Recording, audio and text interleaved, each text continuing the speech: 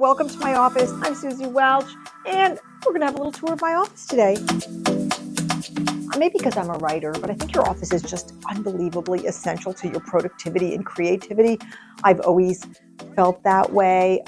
There's actually a value around this called beholderism, which is caring about how your space feels, and I happen to have that value. So let me walk you through my office. Well, isn't it funny? This is a big card that my team made me when I got my PhD.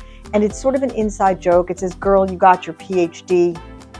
Just going to leave it at that, but it's very touching to me. But if you look around the office, it seems pretty idiosyncratic. One of the main things, which I really love, besides the dog on the couch right there, is this is an old painting. This young girl writing. She kind of looks at me at my desk over there as I'm writing, and I look back at her and I think, oh, what a long road it's been. Anyway, I should, just to give you some context, say that this office exists at my home, which is a townhouse on the Upper East Side of New York. This house was built in the 1890s. I've never actually lit this fireplace because fireplaces scare the living daylights out of me, but it's certainly pretty to look at. All right, let's look at my desk where the work gets done. I don't write on laptops. It's really important for me to have a really big screen, and this is the go-to keyboard that I always use. If you look at my desk itself, it does have some really essential things that are very important to me.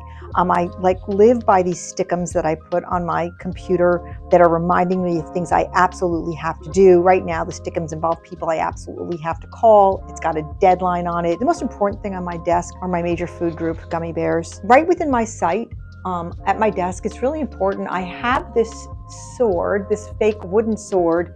It's I got it years and years ago when I went on Halloween as Joan of Arc, who's my hero of my life. And one of the things I really love about this sword are the words engraved on it, which are, "I am not afraid. I was born to do this." And my work is all about helping people find out what their purpose is in life, what they were born to do, which lies at the intersection of their values, their aptitudes, and their economically viable interests. That's where we define your purpose to be. It's not just your passions, it's not just what you're good at, it's not just what's growing in the economy, it's the overlap of those things. My office is also filled with pictures of my family, my kids, articles that I've written, a lot of stuff from my travels around the world. Many years ago, my husband and I were giving a speech in China, and we went out to dinner with this young couple, and they gave us this beautiful sculpture carving of these two chairs, and they said it represented marriage, and we were so touched by it. And even though my husband has passed away, it's still an incredible memory to me, and I keep it right within my sights.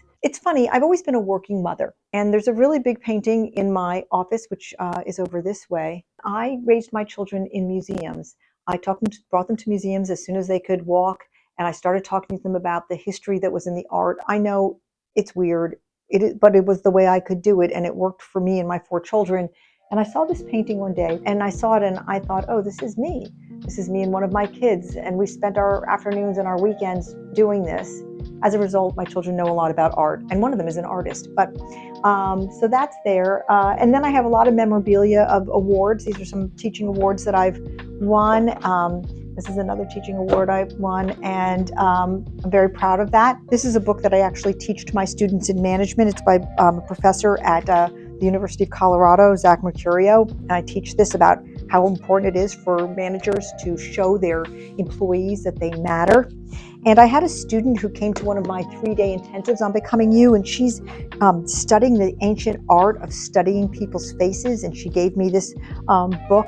One of my proudest moments, the great singer Mary J. Blige one time named me her Woman of the Year. She has a foundation, and I had this great moment where I was with Mary J. Blige, whom I revere, and a great honor to have had that experience. You might spy some puzzles. I'm a huge puzzle addict. Go figure. When I first met my husband, I told him I came from a puzzle family. He told me he wasn't aware such a thing existed, and then he saw my family, and he never became a puzzler himself, but he came to respect our puzzling. I'd say last but not least in this very eclectic office is this peace sign, and it has a funny story behind it, which is that we are big believers in this family in the psychological tool called the Enneagram. And part of Becoming You, you spend a lot of time trying to figure out who you are. I have a lot of tests that I give. The Enneagram is an ancient test. If you have nothing to do in your life and really have to sort of kill 3 years of time, just type in Enneagram into the search bar and you will go down a rabbit hole to learn about the Enneagram, which I think is a fantastic test, which studies personality type. Well, we found out one of the types is the peacemaker, and one of my sons, we found out he was a peacemaker, and so for Christmas, I gave him this. That's how much I like the Enneagram. I gave him that, and he lived in Maine, and he left it behind on his trip back to Maine, and so every time I look at it, he's wanted to claim it back, but now I keep it and I tell him it's like having a picture of him on my mantelpiece. At the end of the day, when you're a content creator the way I am, there's just this moment where you have to sit down at your desk and you have to think and you have to put your thoughts together in a way that are going to reach other people. And so it's really important to be surrounded by things that really touch you and move you and are really profound. When I first bought this house, I thought it was just really cool that it had this bookshelf here, and I'd be sitting here and I'd have these like really pretty books behind me, and it looked very, people sometimes thought it was a fake background. And then one day somebody asked me, why is that book pulled out? And I said, I don't know.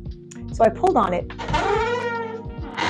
and I found out there was a bathroom there. Okay, so I didn't know that. But it's very cool, and when I bring people over my house and I show them the house, I always finish with that, and it always gets it's sort of like living in Harry Potter's house or something like that.